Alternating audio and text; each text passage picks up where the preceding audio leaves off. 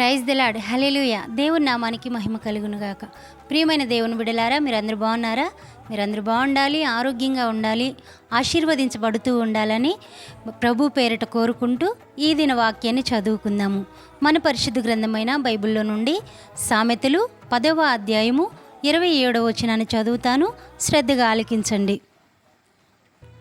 యెహోవా యందు భయభక్తులు కలిగి ఉండుట దీర్ఘాయువునకు కారణము, భక్తిహీనుల ఆయుష్ తక్కువైపోవును. దేవుడి వాక్యం ద్వారా మనల్ని బలపరచునుగాక. ఆమేన్. ఇక్కడ భక్తుడు ఏమని మాట్లాడుతూ ఉన్నాడంటే, యెహోవా యందు భయభక్తులు కలిగిన వారి ఆయుష్ అధికమైద్దని, లేకపోతే భక్తిహీనులకు ఆయుష్కాలం తక్కువైద్దని మాట్లాడుతూ ఉన్నాడు. ఇక్కడ నిజంగానే మన పితరుల దినాల్లో చూస్తే వారు జీవించిన దినాలు చాలా అధికంగా ఉన్నట్లుగా మనం చూస్తాం. ఆదికాండం మొదలుకొని ఎంతోమంది ఆదికాండంలో ఎంతోమంది భక్తులు, మన పితరులు, మనకి భక్తి నేర్పిన వారు, దేవుణ్ణి అనుసరించిన వారు, దేవుణ్ణి వెంబడించిన భక్తులు ఎన్నో సంవత్సరాలు, ఒక్కొక్కరు 100 సంవత్సరాలకు పైగా కూడా బ్రతికిన వారు మనకి చాలామంది కనపడతా ఉన్నారు. అయితే ఈ రోజుల్లో మనం చూస్తూ ఉంటే మనుషులు కనీసం ఒక 40-50 సంవత్సరాలు వస్తే చాలా గొప్పగా చాలా సంవత్సరాలు బ్రతికిపోయేమే అన్నట్లుగా కనబడతా ఉంది కదండి.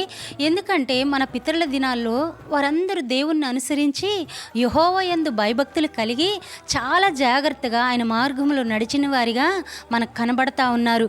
అందుకే వారి ఆయుష్కాలము అధికమైంది.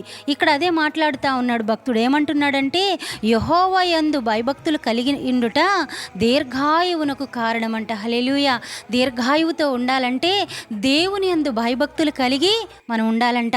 అందుకే పరిశుద్ధులు, నీతిమంతులు, మన పితరులు ఎంతోమంది యెహోవా యందు భయభక్తులు కలిగి ఉండి ఎంతో కాలం అధికంగా వారి ఆయుష్కాలాన్ని పెంచుకున్నట్లుగా మనం చూస్తూ ఉన్నాం. ఎవరైనా ఈ దినాల్లో మేము కూడా దేవుని కోసం బ్రతకాలి, లేదా మేము కూడా ఎక్కువ సంవత్సరాలు బ్రతకాలి అనుకునేవారు ఉంటే వారందరూ కూడా యెహోవా యందు, దేవుని యందు భయభక్తులు కలిగి ఉండాలి. అలా ఉన్నప్పుడు వారి ఆయుష్కాలము అధికమైద్దంట. వారు దీర్ఘాయువునకు అది కారణమైద్దంట. హల్లెలూయా.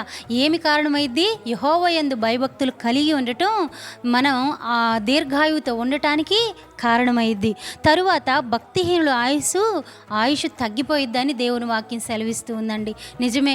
ఈ రోజుల్లో దేవుని బిడలం అనుకుంటున్న వారు కూడా ఎంతోమంది భక్తిహీనతలో బ్రతుకుతున్న వారు లేకపోలేదండి.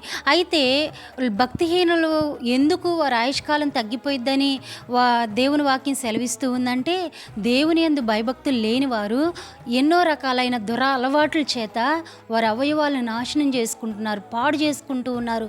వారి శరీరాన్ని కుళ్ళబెట్టుకొని వారు చాలా తక్కువ వయసులోనే ఎంతోమంది మరణిస్తున్నట్లుగా మనం చూస్తూ ఉన్నాం. నిజంగా మన పితరులకి అవి ఏమి లేదు కదా. నిస్వార్థంగా దేవుణ్ణి వెంబడించారు, నిస్వార్థంగా దేవుని వెంట నడిచారు, నిస్వార్థంగా దేవుడు ఏది చెప్తే ఆయన యందు భయభక్తులు కలిగి ఉండి వారు దేవుని సన్నిధిలో ఎక్కువ సంవత్సరాలు దీర్ఘాయువుతో బ్రతికినట్లుగా మనం చూస్తూ ఉన్నాం.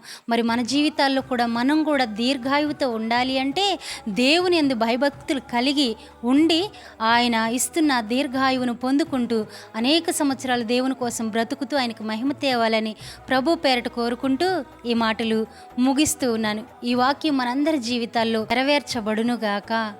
ఆమేన్.